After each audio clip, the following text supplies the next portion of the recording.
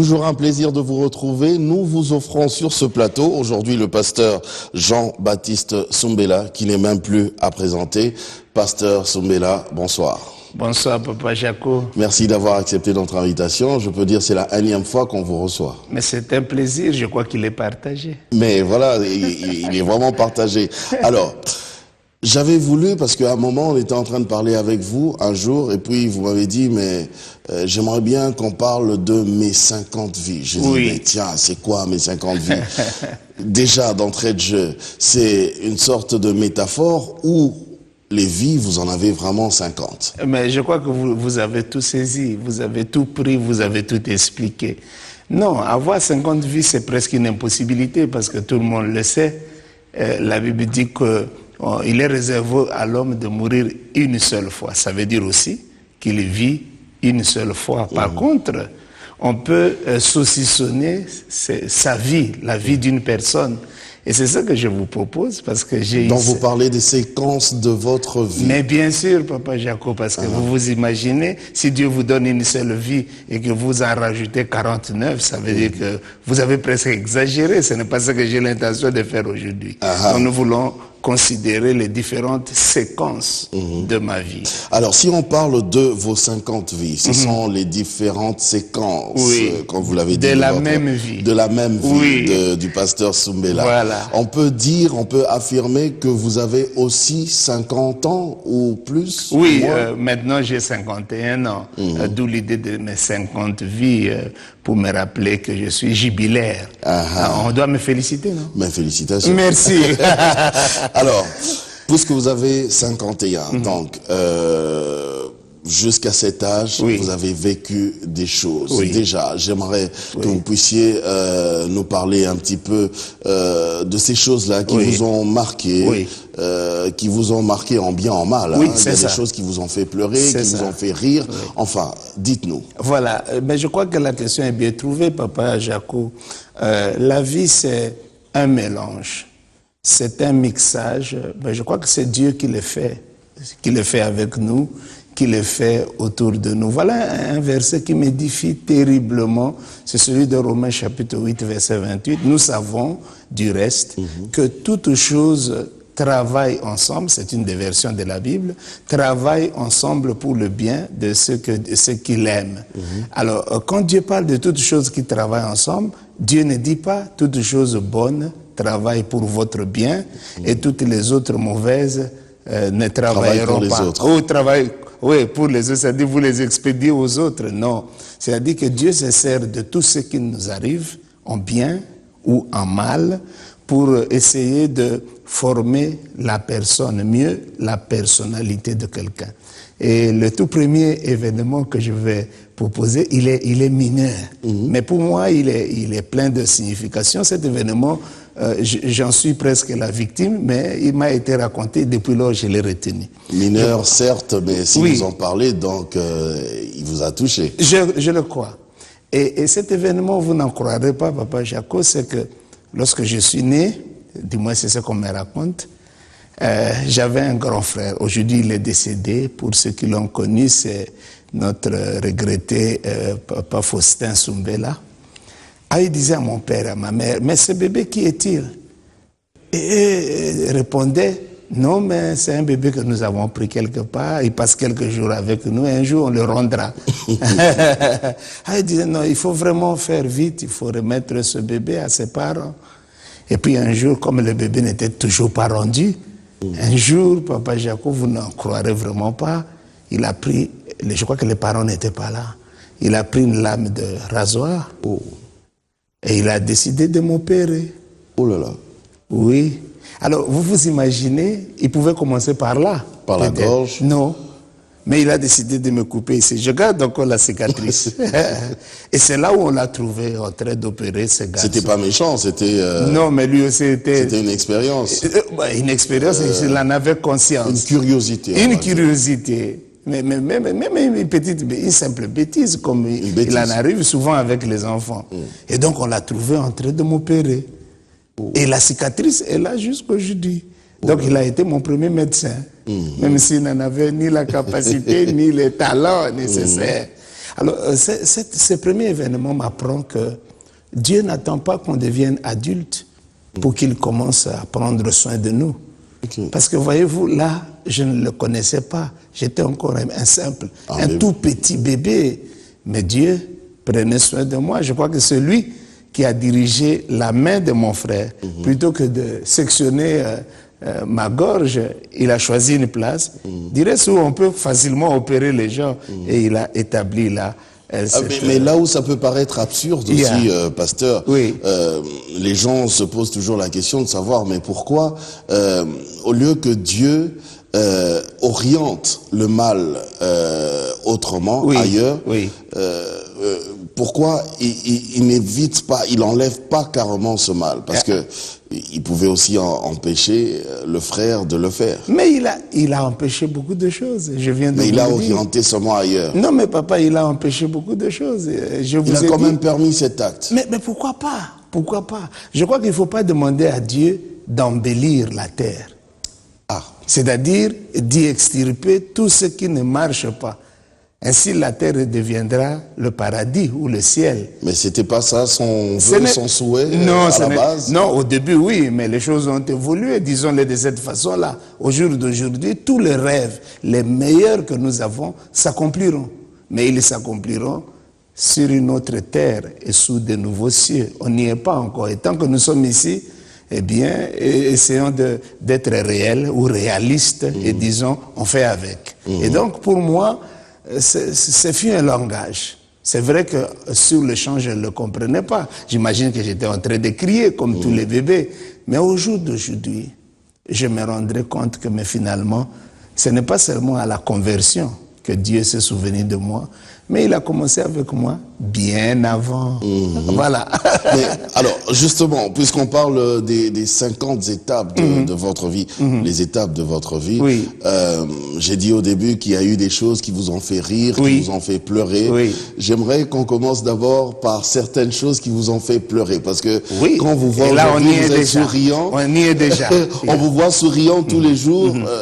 On pense peut-être que vous, chez vous, la vie a toujours été rose. Oh mon Dieu, et même la rose, vous le savez. À des épines. À des épines, voyez-vous. Je n'ai pas encore vu un rosier qui n'a que des fleurs et qui n'a pas d'épines. Bon, c'est peut-être un très beau rêve, mais qui risque de ne pas arriver. Et vous parlez de choses qui nous ont fait pleurer. Je vais vraiment donner la toute première, et je crois que c'est l'une des plus importantes choses qui m'a fait pleurer, c'est le divorce de mes parents. Okay. Ici, je suis en 3e année primaire.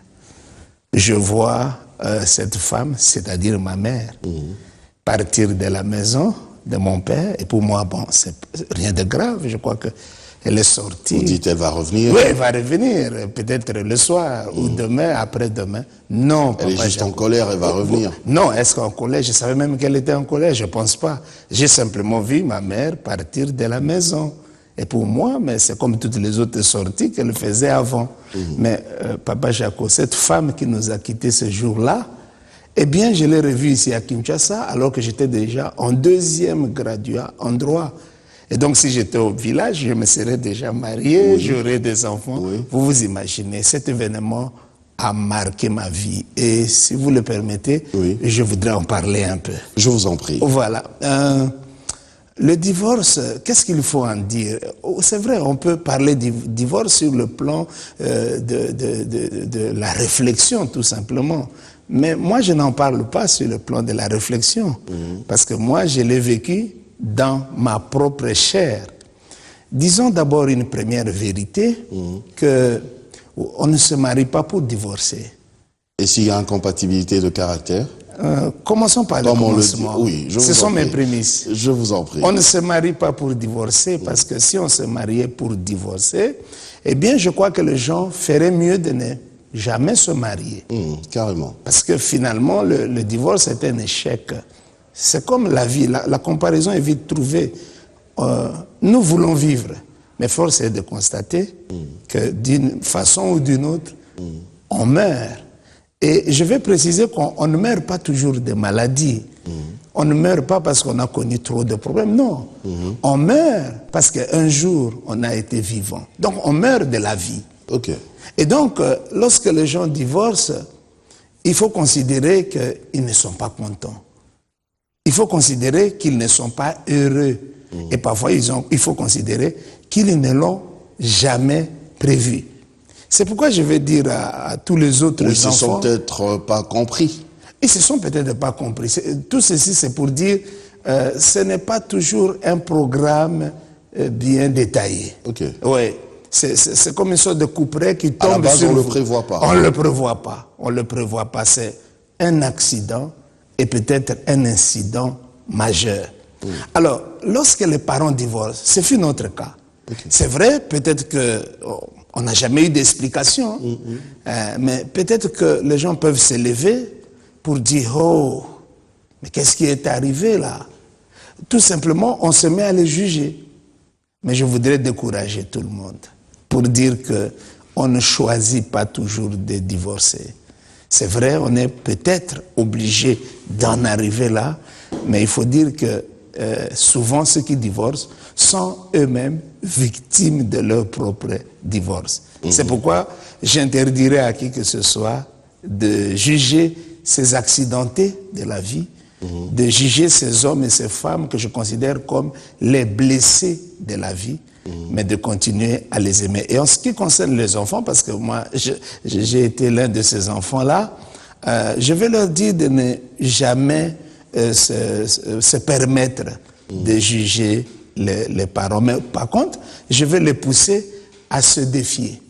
À se défier en disant, voilà ce qui est arrivé, et moi je vais contredire ça. Comment cela? Le jour où je me marierai, eh bien moi, je ne divorcerai pas. Papa Jaco, je vais aller un peu plus loin pour dire que c'est grave incident.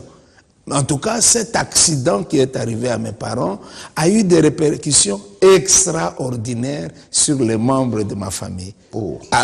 Je vais citer quelques éléments. Par exemple, notre aîné, c'est-à-dire le premier fils de notre père, c'est-à-dire mon grand frère, notre frère aîné, lui, je peux dire qu'il ne s'est presque jamais marié. Aïe, aïe, aïe. Affecté justement par ce qu'il a connu ou ce qu'il a expérimenté. Ça fait peur. Ça se guérit pas, ça?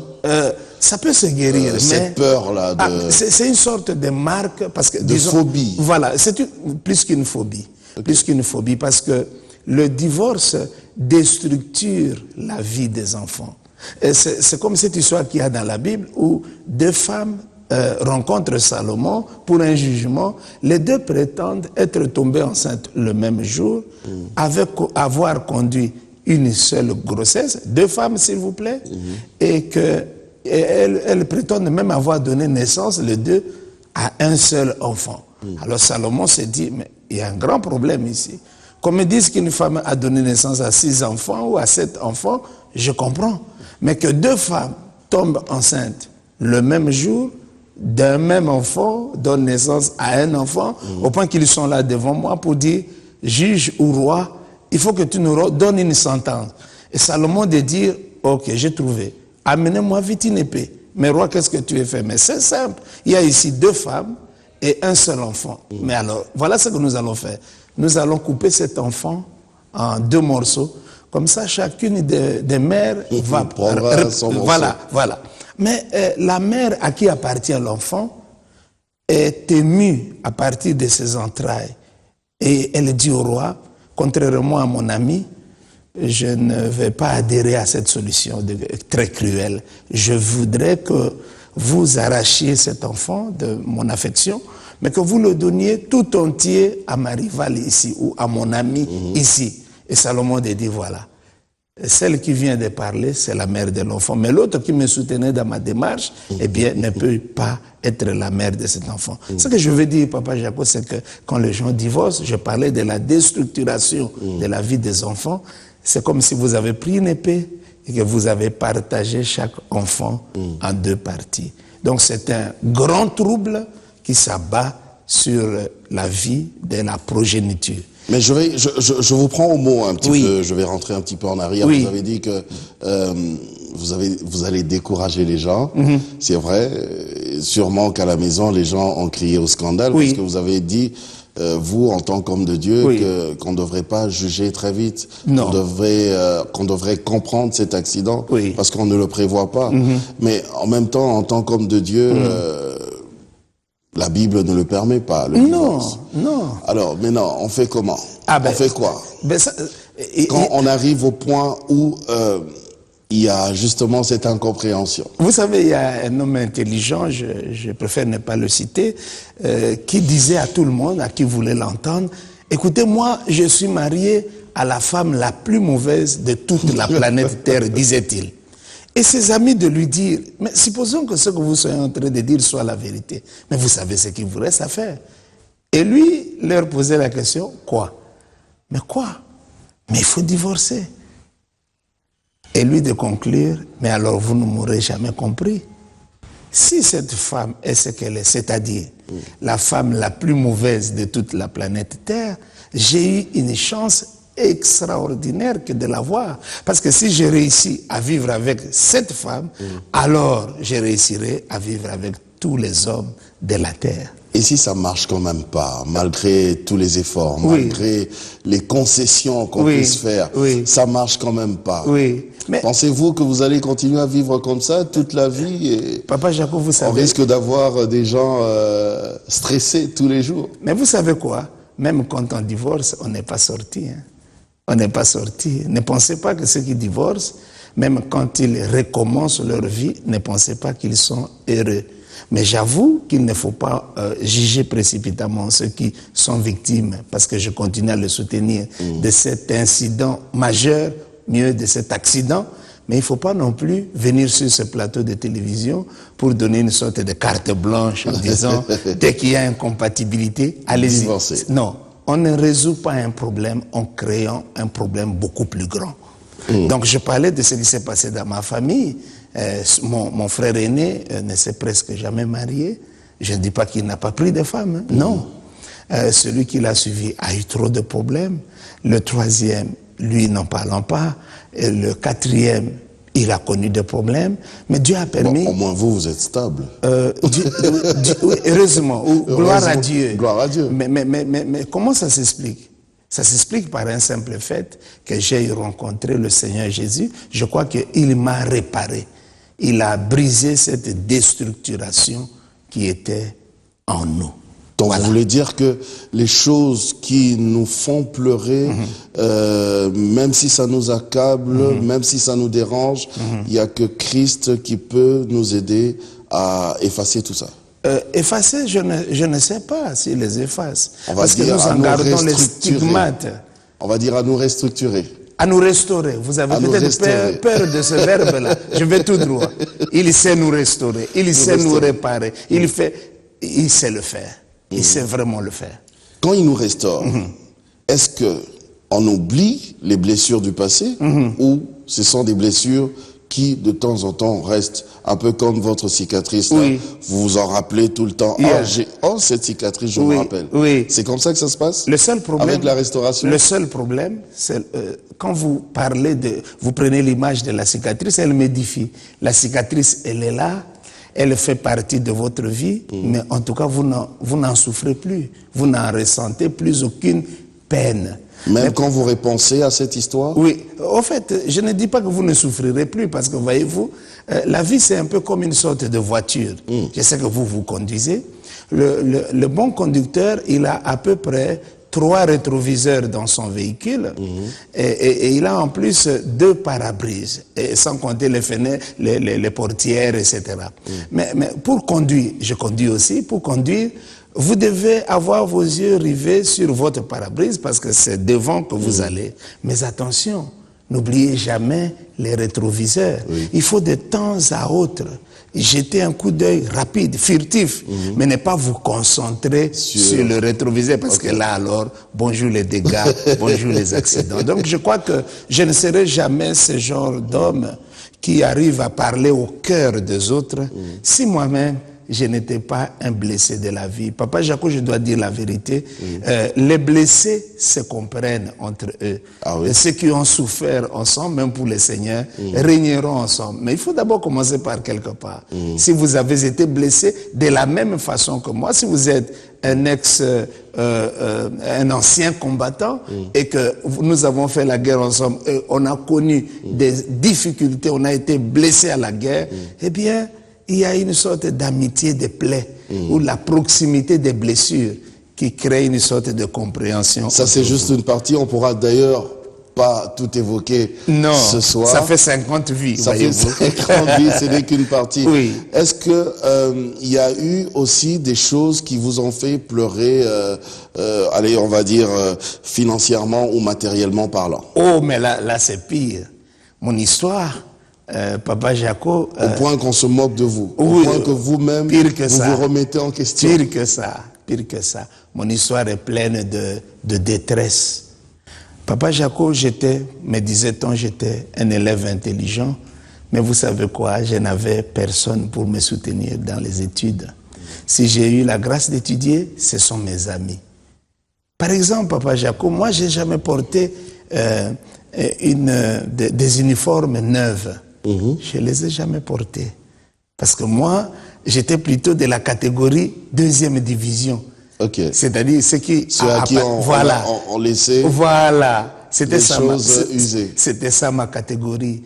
Et je n'avais souvent nulle place où aller pour prendre un repas, et un repas consistant.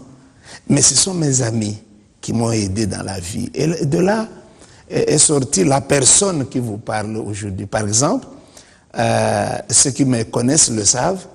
Si vous me dites, Pasteur Jean-Baptiste, je n'ai pas mangé, vous comprenez directement. Oui, mais je vais plus loin. C'est-à-dire qu'à un autre moment, je ne vous vois plus, vous.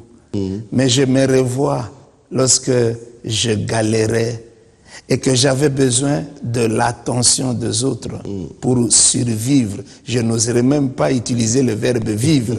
Donc cette compassion presque immédiate, presque automatique, je la tire de ce passé honteux, où tu es obligé, parce que tu ne sais pas comment se fera les choses, mais tu es obligé de compter sur la générosité de tes amis. Est-ce que ce sont des événements qui vous ont forgé aussi? Obligatoirement. À forger l'homme que vous êtes devenu? Obligatoirement. Alors, juste avant de terminer, parce que le temps nous fait des Il n'y a pas de souci. Juste avant de terminer, uniquement pour ce soir, est-ce qu'il y a aussi des choses qui vous ont fait rire ou qui continuent à vous faire rire jusqu'à aujourd'hui? Beaucoup. Mais puisque nous allons vers la fin, parlons de la chose principale. C'est l'arrivée de Jésus dans ma vie. Amen. Ah ben ça, c'est un tournant décisif. Je ne l'ai jamais connu. Je n'étais pas l'homme qui aimait les églises, qui aimait les prières, qui aimait le prêche. Non, à cause de ce que j'avais comme vie, je me disais, peut-être qu'il n'existe pas. Parce que s'il existait... Vous étiez trop cartésien, toujours réfléchir. Je l'ai débuté depuis très longtemps à cause de mes encadreurs. Oui. C'est eux qui m'ont initié dans ce genre de choses. Et donc, Jésus arrive dans ma vie, dans quelles conditions? J'ai fini les études secondaires, je suis à Kinshasa parce que j'avais un rêve. Et mon rêve, c'est de devenir un avocat célèbre. Mais quand j'arrive à Kinshasa, pendant 1 ou 2 années, je n'arrive pas à attraper l'inscription. Et c'est dans ces conditions-là qu'il a pensé à moi, qu'il s'est intéressé à moi, qu'il s'est approché de moi de la façon la plus simple possible. Je crois que l'arrivée de Jésus n'a pas été simplement une simple réception, recevez le Seigneur. Non, pour moi, ce n'était pas une simple réception. Pour moi, c'était un vrai sujet de bonheur. Un grave accident. C'est le plus grand accident parce que Jésus a bouleversé mes paradigmes, il a bouleversé mes principes, il a bouleversé mes priorités, il a tout bouleversé. Donc c'est l'événement majeur qui a créé ce sourire presque éternel que nous transportons. Et aujourd'hui, vous nagez dans le bonheur. Je ne sais pas ce que ça veut dire. Vous savez, le bonheur, c'est un grand mot. Tout le monde croit l'avoir, tout le monde croit le posséder. Vous avez peur de ce mot? Non, j'en viens. Tout le monde croit le posséder alors que c'est une quête perpétuelle. Chaque fois que vous croyez avoir trouvé le bonheur, il réussit à vous échapper. Donc, c'est quelque chose, c'est ce qu'on a et ce qu'on n'a pas encore. Je crois que c'est même ce combat-là, cette tension qui finit par créer. Alors, ce sourire se définit par quoi? Allez, on va pas dire le bonheur parce que vous avez refusé ça. Vous avez dit que c'est une quête. C'est à la fois ce que vous avez et ce que vous n'avez pas encore. C'est à la fois la compte du bonheur et le bonheur lui-même. Ah, et ce sourire, c'est quoi? Ce sourire, c'est un message et un langage pour dire, mais finalement, il faut choisir son camp. Je nage pas forcément dans le bonheur, mais je suis heureux. Il faut choisir son camp. Et j'ai choisi d'être heureux parce que c'est ce sourire-là qui inspire beaucoup d'autres.